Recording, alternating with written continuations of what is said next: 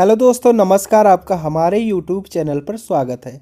आइए देखते हैं सीटेट से संबंधित प्रैक्टिस सेट। तो चलिए शुरू करते हैं। शिक्षक का प्राथमिक दायित्व क्या है?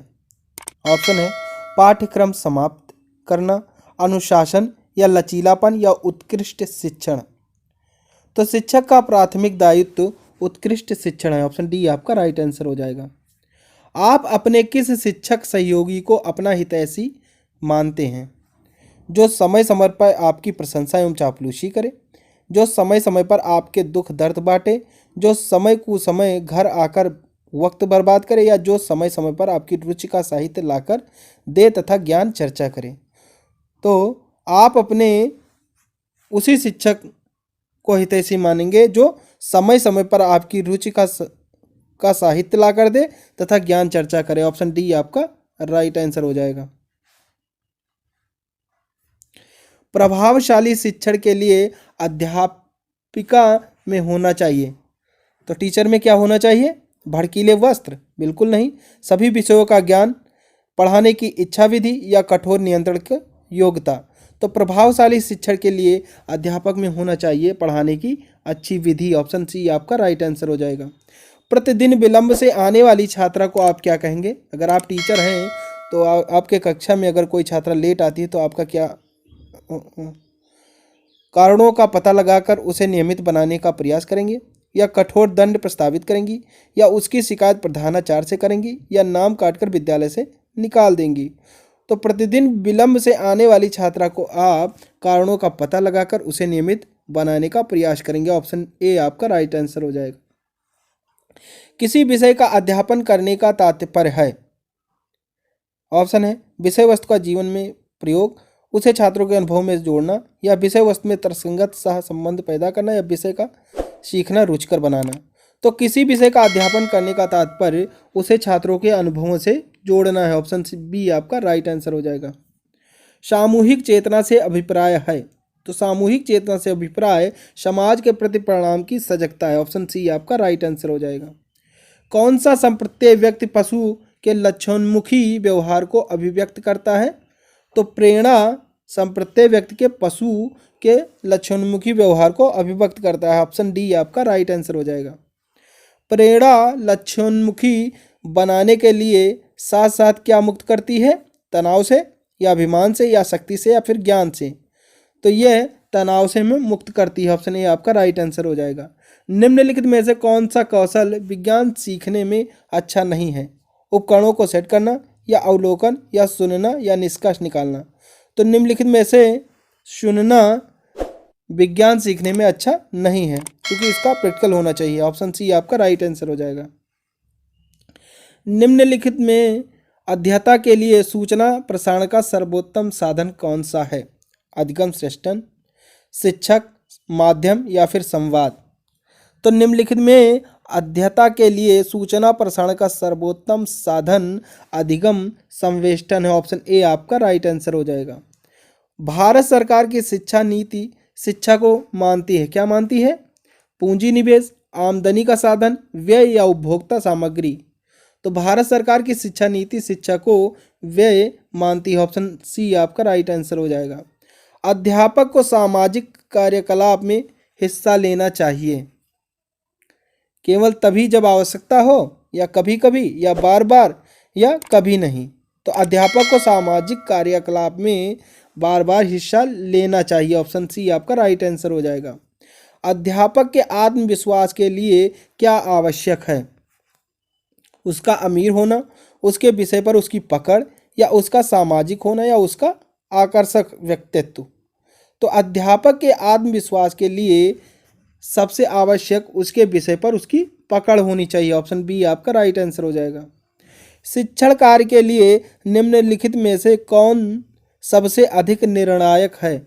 ऑप्शन है छात्रों के साथ संप्रेषण, या अधिगम को प्रभावी बनाना, या ज्ञान देना, या कक्षा का प्रबंधन। तो शिक्षण कार्य के लिए निम्नलिखित में से अधिगम को प्रभावी बनाना अधिक निर्णायक है। ऑप्शन बी आपका राइट आंसर हो जाएगा। यदि कोई विद्यार्थी आपकी कक्षा में उत्तर नहीं दे पाता है तो आप क्या करेंगे? उसे बैठ जाने के लिए कहेंगे, उसे दंड देंगे, या किसी अन्य विद्यार्थी से उत्तर देने के लिए कहेंगे या आसान प्रश्न पूछेंगे। यदि कोई विद्यार्थी आपकी कक्षा में उत्तर नहीं दे पाता है तो आप उससे आसान प्रश्न पूछेंगे, फिर उसके बाद में कठिन प्रश्न पूछेंगे। ऑप्शन डी आपका राइट आंसर हो जाएगा। अध्यापक का मुख्य कार्य होता है ज्ञान को बढ़ाना, अपने विद्यार्थियों में से अच्छे नागरिक तैयार करना, या स्कूल में राजनीति करना, या निहित सिलेबस पूरा करना। तो अध्यापक का मुख्य कार्य होता है अपने विद्यार्थियों में से अच्छे नागरिक तैयार करना। ऑप्शन बी आपका राइट आंसर हो जाएगा। निम्नलिखित में से कौन सी बात कौशल सीखने की एक प्रवस्था नहीं हो सकती है? अभ्यास, संविधि, भेदबोध या कल्पना। तो निम्नलिखित में से संविधि कौशल सीखने की व्यवस्था नहीं हो सकती। ऑप्शन बी आपका राइट आंसर हो जाएगा। निम्नलिखित में से कौन सी बात शिक्षा की गुणवत्ता बढ़ा सकती है?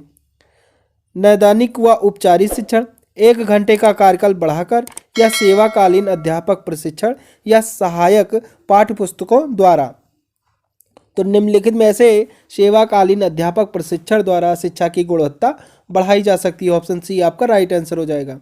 एक अध्यापक के आत्मविश्वास का प्रतीक है कृत्रिम व्यवहार, विषय वस्तु पर संपूर्ण अधिकार, या छात्रों से लाड प्यार, या निरंकुशता का प्रचार प्रसार।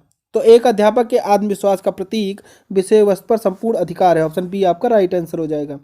आजकल विद्यालय निम्नलिखित लक्ष्य को पूरा कर पाने में असमर्थ है। तो छात्रों में नैतिक मूल्यों के विकास को पूरा कर पाने में असमर्थ है। ऑप्शन बी आपका राइट आंसर हो जाएगा। अध्यापन सामग्री का चयन मुख्यतः किसके द्वारा किया जाना चाहिए? अध्यापकों द्वारा, प्रधानाचार्यों द्वारा, या विक्रय प्रतिनिधि द्वारा, या स्कूल परिषद द्वारा। तो अध्यापन सामग्री का चयन मुख्यतः अध्यापकों द्वारा किया जाना चाहिए। ऑप्शन ए आपका राइट आंसर हो जाएगा। मताधिकार की आयु कम हो जाने पर शिक्षार्थियों में चेतना घटी है, या बहुत घटी है, या बढ़ी है, या कोई प्रभाव नहीं पड़ा है? तो मताधिकार की आयु कम हो जाने पर शिक्षार्थियों में इसका कोई प्रभाव नहीं पड़ा। ऑप्शन डी आपका राइट आंसर हो जाएगा। शिक्षा का माध्यम ऐसी भाषा को बनाना है जिस पर जन साधारण का आधिपत्य हो। ऑप्शन बी आपका राइट आंसर हो। आपके विचार में शिक्षा का उद्देश्य होना चाहिए छात्रों को साक्षर बनाना, शिक्षा ग्रहण करने के बाद नौकरी, या छात्रों की मानसिक योग्यता का विकास, या बालकों का सर्वांगीण विकास। तो आपके विचार में शिक्षा का उद्देश्य जो होना चाहिए वह बालकों का सर्वांगीण विकास होना चाहिए। ऑप्शन डी आपका राइट आंसर हो जाएगा। अगला प्रश्न देखते हैं। श्रव्य दृश्य सामग्री है क्या है? छात्रों की विषय वस्तु को उत्तम ढंग से समझने के लिए उपाय नहीं करती है, या शिक्षण की सहायक सामग्री नहीं है, या स्वयं में साध्य नहीं है, या शिक्षण अधिगम प्रक्रिया को रुचिपूर्ण बनाने वाली सामग्री है। तो श्रव्य दृश्य सामग्री शिक्षण अधिगम प्रक्रिया की रुचिपूर्ण बनाने वाली सामग्री है। ऑप्शन डी आपका राइट आंसर हो जाएगा। शिक्षा मनोविज्ञान का प्रमुख केंद्र बिंदु है। तीव्र संवेगात्मक समस्याएं, अधिगम कठिनाइयों की पहचान करना तथा उनका उपचार करना, या व्यवहार संबंधी छोटी छोटी समस्याएं, या मस्तिष्क एवं अन्य व्यवहार संबंधी जैविक क्रियाओं में संबंध। तो शिक्षा मनोविज्ञान का प्रमुख केंद्र बिंदु अधिगम कठिनाइयों की पहचान करना तथा उनका उपचार करना। ऑप्शन बी आपका राइट आंसर हो जाएगा। किसी सामाजिक परिस्थिति में क्या घटित होने वाले हैं इस तथ्य की जानकारी होती है सामाजिक संज्ञान द्वारा। ऑप्शन ए आपका राइट आंसर हो जाएगा। समायोजन नहीं कर पाने का कारण है कुंठा, तनाव, या द्वंद्व, या उपरोक्त सभी। तो समायोजन नहीं कर पाने का कारण उपरोक्त सभी हो जाएगा। ऑप्शन डी आपका राइट आंसर होगा। व्यक्ति के मूल प्रवृत्ति से संबंधित रुचि कहलाती है क्या कहलाती है? अर्जित रुचि, शैक्षिक रुचि, या जन्मजात रुचि, या उपरोक्त सभी। तो व्यक्ति के मूल प्रवृत्ति से संबंधित रुचि जन्मजात रुचि कहलाती है। ऑप्शन सी आपका राइट आंसर हो जाएगा। निम्नलिखित में से कौन कौन बाह्य प्रेरक है? पुरस्कार व प्रशंसा, दंड एवं आरोप, सम्मान, या उपरोक्त सभी। तो उपरोक्त सभी बाह्य प्रेरक हैं। ऑप्शन डी आपका राइट आंसर हो जाएगा। जटिल बालक के लक्षण हैं। जटिल बालक के क्या लक्षण हैं आइए देखते हैं। ऑप्शन परोपकार व सहयोग की भावना रखना, या माता पिता का मानसिक असंतुलन, या विशेष प्रकार की शारीरिक रचना, या सूक्ष्म चिंतन की ओर रुचि रखना। तो जटिल बालक के लक्षण विशेष प्रकार की शारीरिक रचना है। ऑप्शन सी आपका राइट आंसर हो जाएगा। व्यक्तित्व का कुसुमायोजन प्रकट होता है आक्रमणकारी के रूप में, झगड़ालू प्रवृत्ति में या पलायनवादी प्रवृत्ति में, उपरोक्त सभी। तो व्यक्तित्व का कुसुमायोजन का प्रकट होना उपरोक्त सभी होता है। ऑप्शन डी आपका राइट आंसर हो जाएगा। समायोजन दूषित होता है कुंठा से, संघर्ष से या उपरोक्त दोनों से या धन से। तो समायोजन उपरोक्त दोनों से दूषित होता है, यानी कुंठा और संघर्ष दोनों से दूषित होता है। ऑप्शन सी आपका राइट आंसर हो जाएगा। व्यक्ति की वह दशा है जो किसी निश्चित उद्देश्य पूर्ति के लिए निश्चित व्यवहार स्पष्ट करती है। अभिगम, अभिप्रेरक, आदत या स्वधारणा। तो व्यक्ति की वह दशा है जो किसी निश्चित उद्देश्य पूर्ति के लिए निश्चित व्यवहार स्पष्ट करती है अभिप्रेरक द्वारा। ऑप्शन बी आपका राइट आंसर हो जाएगा। अभिप्रेरणा से संबंधित व्यवहार का लक्षण है उत्सुकता, कुसुमायोजन, भ्रांति या दिवा स्वप्न। तो अभिप्रेरणा से संबंधित व्यवहार का लक्षण उत्सुकता है। ऑप्शन ए आपका राइट आंसर हो जाएगा। अगला प्रश्न देखते हैं। सीखने का सूझ के सिद्धांत में किस जानवर पर प्रयोग किया गया था? बिल्ली पर, बंदर पर, चिंपैंजी पर या फिर कुत्ते पर? तो सीखने का सूझ के सिद्धांत पर चिंपैंजी जानवर पर प्रयोग किया गया था। ऑप्शन सी आपका राइट आंसर हो जाएगा। अगला प्रश्न देखते हैं। सुधारात्मक शिक्षण उपयोगी है असामान्य बालकों के लिए, सामान्य बालकों के लिए, अध्यापकों के लिए या अभिभावकों के लिए? तो सुधारात्मक शिक्षण असामान्य बालकों के लिए उपयोगी है। ऑप्शन ए आपका राइट आंसर हो जाएगा। अगला प्रश्न देखते हैं। छात्रों को अपना अधिकतम विकास करने में सहायता देने के लिए परामर्श की आवश्यकता पड़ती है या समायोजना की आवश्यकता पड़ती है या निर्देशन की आवश्यकता पड़ती है? उपरोक्त में से कोई नहीं। तो छात्रों को अपना अधिकतम विकास करने में परामर्श की आवश्यकता पड़ती है। ऑप्शन ए आपका राइट आंसर हो जाएगा। व्यक्ति अपना संतुलन स्थापित करने में सामर्थ्य होता है विश्लेषण व निर्णय द्वारा सामर्थ्य होता है। ऑप्शन सी आपका राइट आंसर हो जाएगा। अधिगम का मुख्य नियम है मनोवृत्ति, आत्मीयकरण या बहुप्रतिक्रिया या तत्परता? तो अधिगम का मुख्य नियम तत्परता है। ऑप्शन डी आपका राइट आंसर हो जाएगा। मनोविज्ञान के अनुसार निम्न विधि काम में लाई जा सकती है। तो मनोविज्ञान के अनुसार अनुदैशिक विधि या मनोनाटकीय विधि, समाज नाटकीय विधि, उपरोक्त सभी विधि काम में लाई जा सकती है। ऑप्शन डी आपका राइट आंसर हो जाएगा। निम्न में से अधिगम की विधि है सुप्त अधिगम व सामूहिक विधि, अवलोकन विधि, करके सीखना या फिर उपरोक्त? तो निम्न में से अधिगम की विधि उपरोक्त सभी हो जाएगा। ऑप्शन डी आपका राइट आंसर होगा।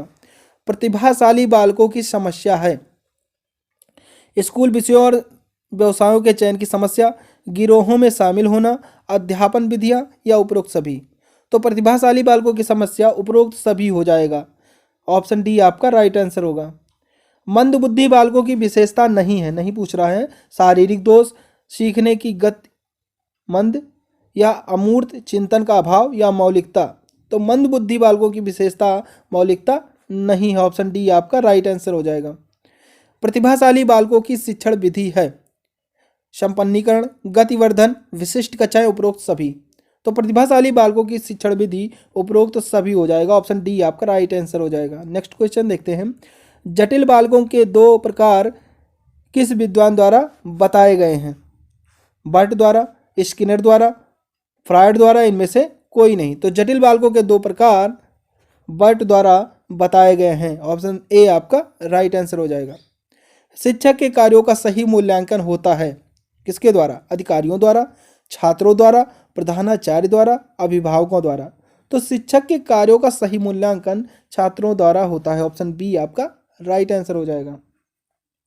शुभ या अशुभ अवसरों पर दूसरों के घर जाकर आप समय के अनुसार कुछ कहेंगे या खामोशी रहेंगे या अपनी बात कहेंगे या दूसरों की बात सुनेंगे? तो शुभ या अशुभ अवसरों पर दूसरों के घर जाकर आप समय के अनुसार कुछ कहेंगी। ऑप्शन ए आपका राइट आंसर हो जाएगा। बच्चों में अच्छा संस्कार डालने के लिए उन्हें अच्छा वातावरण प्रदान करना चाहिए या कॉन्वेंट स्कूल में पढ़ना चाहिए या यदा कदा दंड भी देना चाहिए या स्नेहमय व्यवहार देना चाहिए? तो बच्चों में अच्छा संस्कार डालने के लिए अच्छा वातावरण प्रदान करना चाहिए। ऑप्शन ए आपका राइट आंसर हो जाएगा। आपके विद्यालय में वार्षिकोत्सव हो रहा है, उस समय आप क्या करेंगी? वार्षिकोत्सव में भाग लेंगी, या विद्यालय आकर उत्सव देखेंगी, या घर पर रुककर कार्य करेंगी, या धन और समय की बर्बादी मानकर आलोचना करेंगी? तो आपके विद्यालय में अगर वार्षिकोत्सव हो रहा है तो आप उस समय वार्षिकोत्सव में भाग लेंगी। ऑप्शन ए आपका राइट आंसर हो जाएगा। तो thanks for watching my video. अगर आपको हमारा वीडियो पसंद आया हो तो प्लीज़ इसे लाइक शेयर कमेंट जरूर करें, और चैनल पर नए हैं तो सब्सक्राइब करना बिल्कुल ना भूलें। Thank you.